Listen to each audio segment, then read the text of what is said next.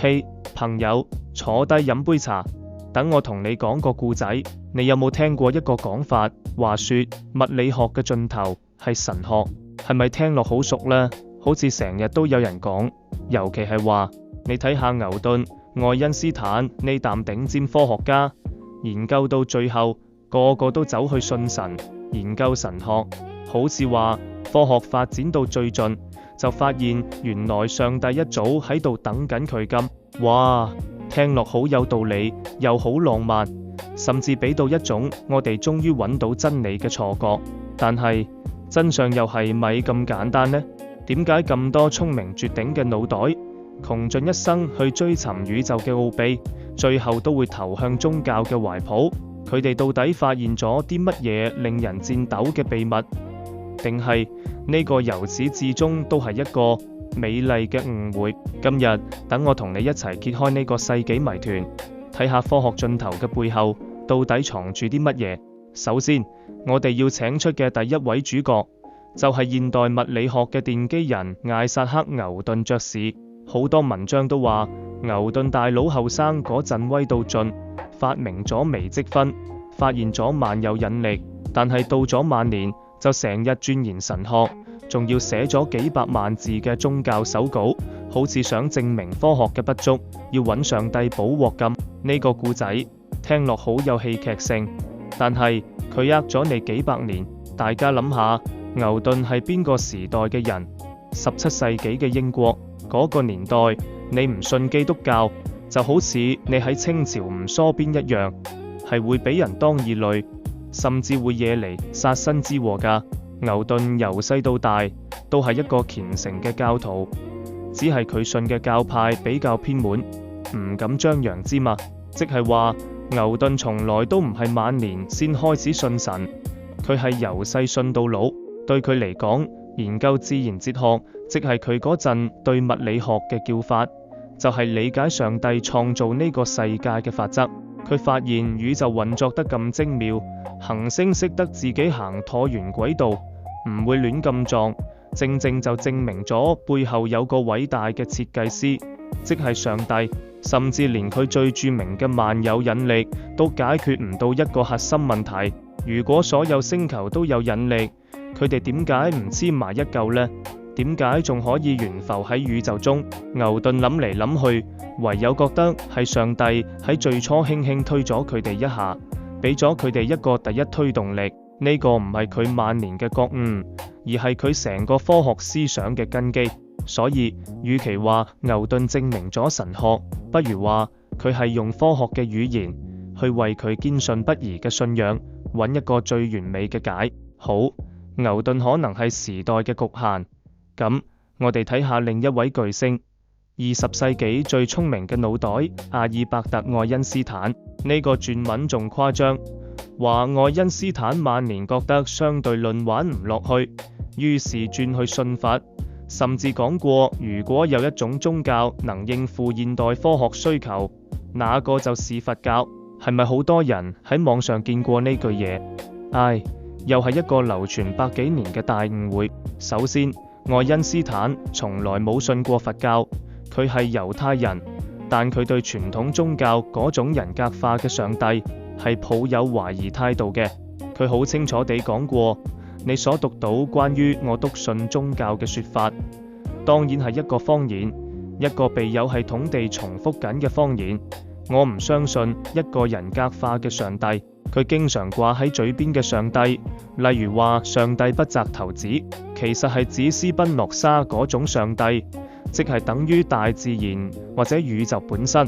愛因斯坦敬畏嘅係宇宙嗰種和諧、優雅同埋可以被理性理解嘅秩序。佢晚年冇去研究佛經，而係窮盡幾十年精力，想揾一條萬有理論，將宇宙所有嘅力統一晒嚟解釋。可惜佢失敗咗，但呢個失敗並唔係引領佢走向神壇，而係反映出科學探索嘅艱辛。愛因斯坦嘅故事同牛頓完全相反，佢證明咗一位科學家可以對宇宙懷抱最深嘅敬畏同驚奇，同時又可以徹底拒絕傳統宗教嘅教條。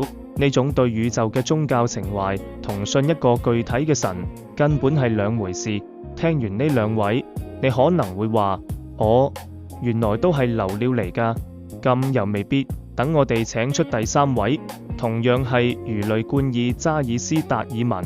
關於達爾文嘅傳聞係咁嘅，話佢臨死之前突然懺悔，覺得自己提出嘅進化論褻瀆咗上帝，於是臨尾轉信反基督教。呢個故仔喺當年嘅美國仲要登埋報，好似真嘅一樣。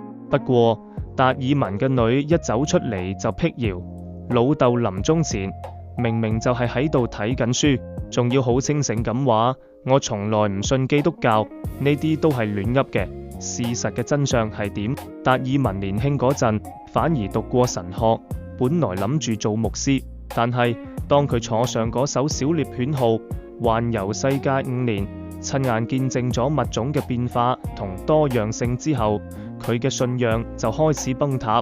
佢發現大自然係一個殘酷嘅競技場，充滿競爭、死亡同痛苦。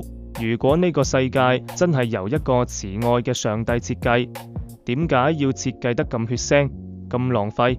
寄生蜂將卵產喺毛毛蟲體內，等幼蟲慢慢食住宿主大，呢種設計邊個諗得出？所以，與其話達爾文晚年投向神學，不如話佢嘅科學發現驅逐咗佢心中嘅神學。對佢嚟講，科學嘅進步反而令宗教信仰變得越嚟越不可能。大家有冇發現一個 pattern？ 牛頓、愛因斯坦、達爾文呢三位改變人類文明嘅巨人，佢哋同宗教嘅關係根本就唔係一條簡單嘅直線，唔係科學盡頭等於神學盡頭咁簡單。牛頓時代，科學同宗教係撈埋一齊，分都分唔開。愛因斯坦時代，科學獨立發展，佢對宇宙嘅敬畏係一種哲學層面嘅情感。到達爾文時代，科學甚至反過嚟挑戰宗教嘅權威。咁點解呢個科學家晚年信神嘅傳聞會幾百年嚟一直流傳，甚至越傳越真呢？第一，係人類對未知嘅本能恐懼同好奇。科學發展得越快，揭開嘅謎團越多，我哋先發覺未知嘅領域好似仲闊過頭。宇宙點嚟？意識點產生？點解啲物理常數 set 得咁啱？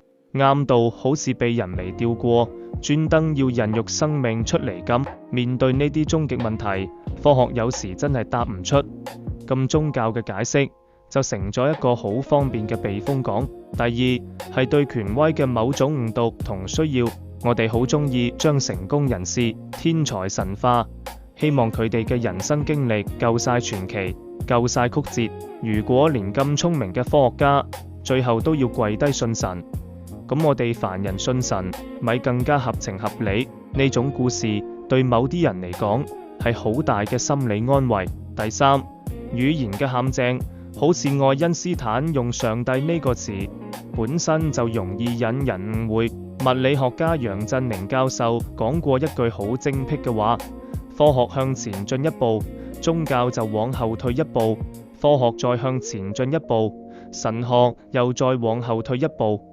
但是科學解決了有限嘅問題，宗教最後總是無限。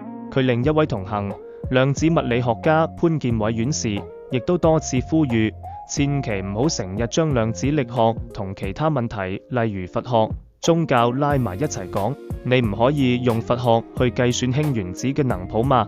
所以朋友，當你下次再聽到物理學嘅盡頭係神學呢句話，你可以輕輕一笑。科學同神學，佢哋嘅關係可能仲複雜過量子糾纏。佢哋好似兩個唔同嘅維度，一個追求點樣運行，點樣運作；一個追問點解有我，點解有呢個宇宙。牛頓、愛因斯坦呢啲巨人，佢哋嘅偉大正正在於佢哋從未停止追問，即使行到人類知識嘅邊界，面對漆黑一片嘅未知，佢哋仍然選擇用理性、用計算、用觀察去摸索前路，而唔係簡單地用一個神字就畫上句號。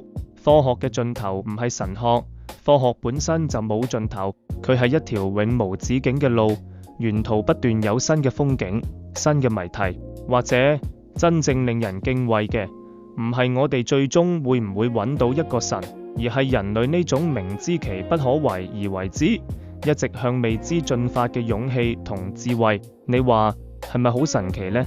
好啦，今次同你傾到呢度，你對科學同宗教嘅關係又有咩睇法？歡迎留言同我分享。